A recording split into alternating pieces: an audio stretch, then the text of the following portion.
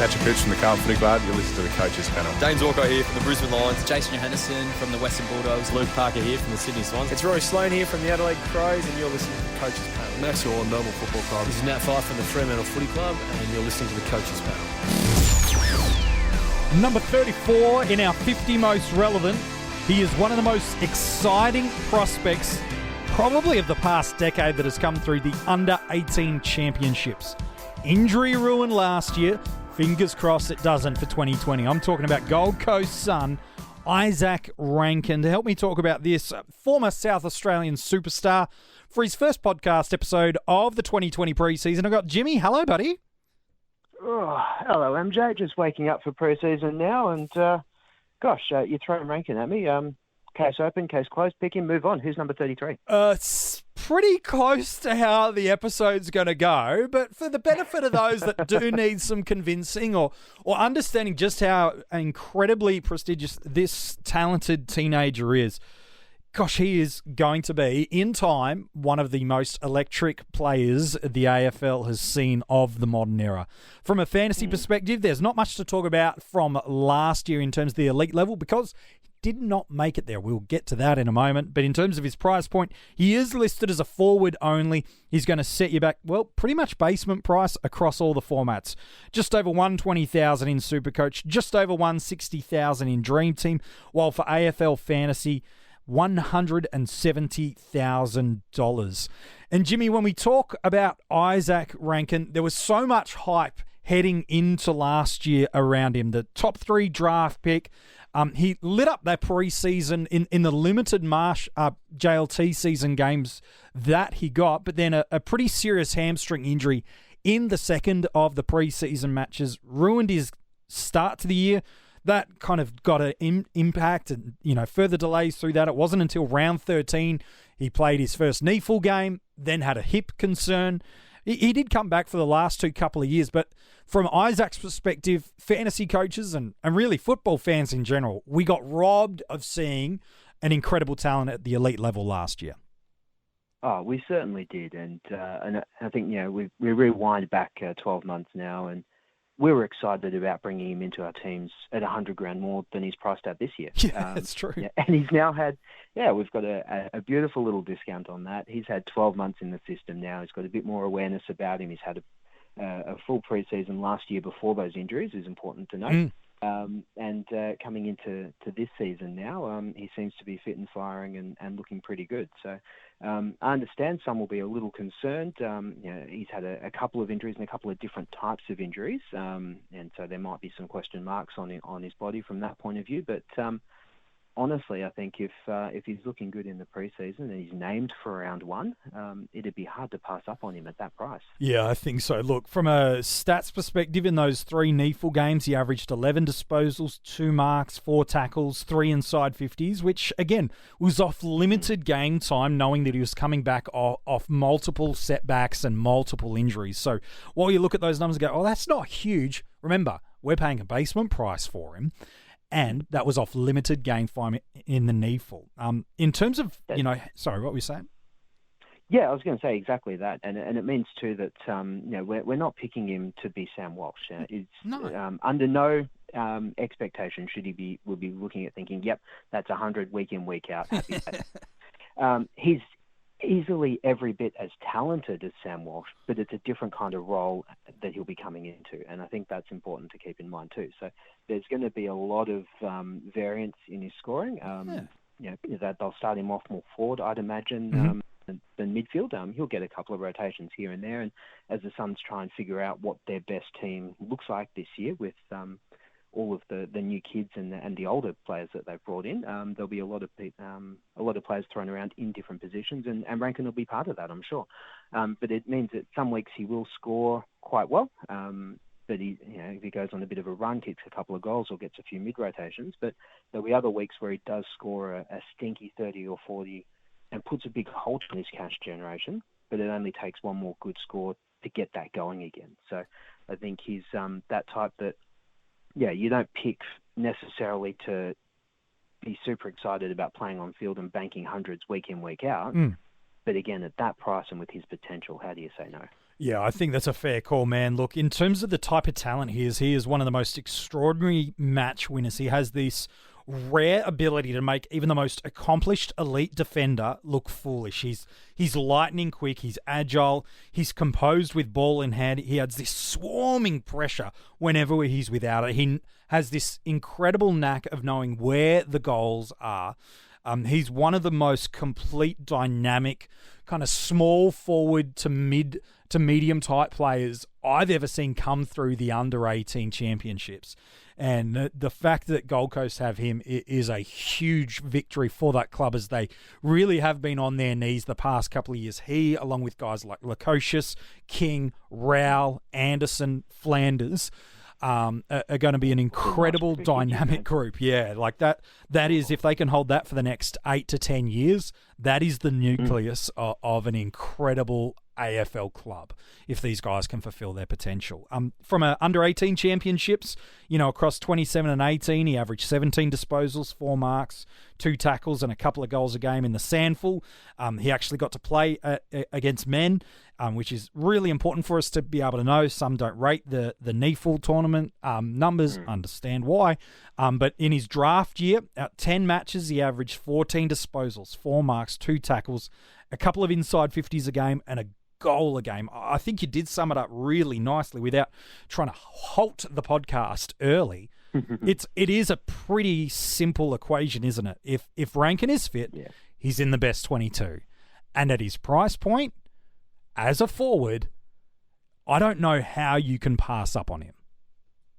No, it seems pretty simple to me, honestly. But I guess the thing that can potentially throw a spanner in the works, just to try and play devil's advocate and not have this podcast wrapped up in 3 minutes, is that if he's not named round 1, that and I guess there is a potential for that. For whatever reason, if he's a little bit sore coming in, or if I don't know, the selection panel there decides for whatever reason that they want to give him a few games in the NEFL. I don't know, but there is still that possibility. And so, like, as with every year and with every rookie that we're looking at, I think it's important to have options for who you're going to pick if you're not picking him. Yeah. But yeah, if he's named round 1, you'd think he's going to get at least a few games to find his feet and see what he can do at the level, because they've not seen him play seniors before. No. So it's not as though I think he'd be picked for round 1 and then drop straight away, even if he's a little bit quiet. I think they'll give him a few, see what he can do, give him a chance to show off that precocious talent that he has, which is good news for us as coaches. Certainly is. He had a couple of preseason matches last year. One of those games didn't play the whole game. The other got injured, but in terms of points per minute from a fantasy and a SuperCoach perspective, was tracking along just fine. In my eyes, he's got job security. That is the first most fundamental point when it comes to identifying our cash cows. We need them to make money as quickly as possibly as we can, and they cannot make cash if they are not in the side. And so if they have no job security, or as best job security as a debutant or a cash cow can, Izak Rankine has that. He's inside probably not just their best 22. This is not a slight on his teammates. It's just how talented I see him as I hit puberty for the first time. I think he's inside the best 10 players at Gold Coast already. That's how good he is as a player. Which is a huge goal, given we've not seen him at the level yet. But honestly, I'd be inclined to agree. Without making this too much of a love fest for the kid, all the signs are there for us. And the only point that I want to highlight again is that while we've got that job security, is that we don't necessarily know how well he's going to score on the field week in, week out. And that's the thing, isn't it? Is we know that I really believe he'll play forward first. Their midfield's actually quite healthy in terms of, should all their players be available, it's not an all-star midfield. It's not a Collingwood or a Richmond or a West Coast. It's not these kind of teams that you're like, man, this is just star-studded. But guys like Anderson, Rowell, Swallow, Bowes, Miller, Greenwood, it's solid. Fiorini. Fiorini. It's not like you look at it and go, oh, that is a horrible midfield. You go, look, it's not star-studded, but in time, that's going to be a really good midfield group. So I do think he'll predominantly be inside forward 50 as his main role. 1 or 2 centre bounces, maybe a quarter, a couple of minutes through there. And as you said, as a guy playing predominantly inside forward 50, it's going to be his scoreboard impact and how many times he hits the scoreboard that is going to fluctuate his scoring. And based off that, we are going to see some pretty potentially big swings, like we do, I suppose, with key forwards, where 1 week we could get a 40 and we're like, oh, it's not great on field. The next week you're like, I'll put him on the bench and he'll go and score you an 80-90 because he gets 3 goals and on the end of a couple. So we are going to see some deviation in terms of scoring, but that's very standard for all cash cows, unless their name was Sam Walsh. Yeah, and that's the thing. And given that Gold Coast have got the last of the buys as well, which is handy. If we need to hold him that long, we can afford to do so. And it means that if he does have that quiet patch, and there's every chance it does happen, that for 3 or 4 weeks in a row he'll score us 30, 40 or thereabouts, and his generation will just completely halt.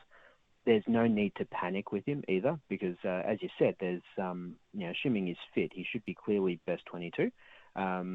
They may change up his role a little bit, give him some different opportunities, some different things to do, and it will only then take one score of that 75, 85, touch wood 90 or above that could then completely kickstart that cash generation again, and we keep him going for a couple more weeks. So he's that type that we're going to have a lot of luxury with in terms of when we trade him.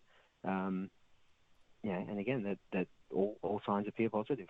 Yeah, look, in my eyes, I can't see how I'm not going to start Izak Rankine if he's fit and named round 1. What's going to be a really crucial game is that round 3 matchup, which for DreamTeam and for SuperCoach, again, assuming he plays every single match, that round 3 matchup against the Suns, or in SuperCoach and DreamTeam, the prices change.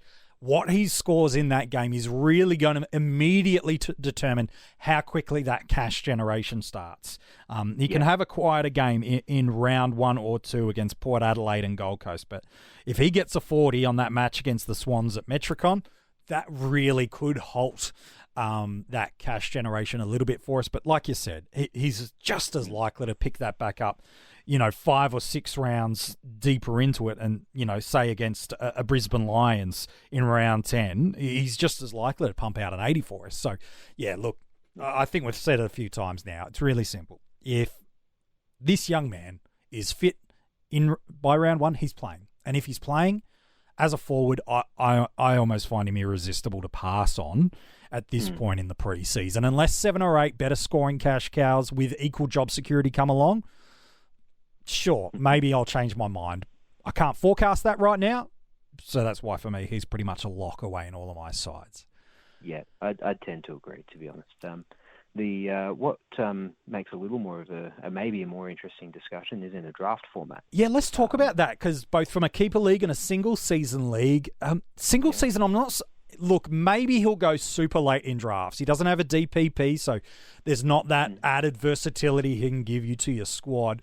Someone might, as we talked about the other day on the podcast, the Stephen Hill rule that Rids has of the podcast, which is by the time Stephen Hill's off the board, that's when you start picking, these debutantes and these brand new draftees, formerly the Richard Douglas rule. So maybe that's the time you go for Rankine, but given we're not sold on it. I think it is, to be honest. And I think, again, we know that he's going to have some low scores. And that's all well and good. And Gold Coast, being what they are not going to have much to offer in the way of loopholes for us this season either. So it's not like there's going to be much benefit in that too. But he's the type of player that I think is worth drafting in the later rounds for you.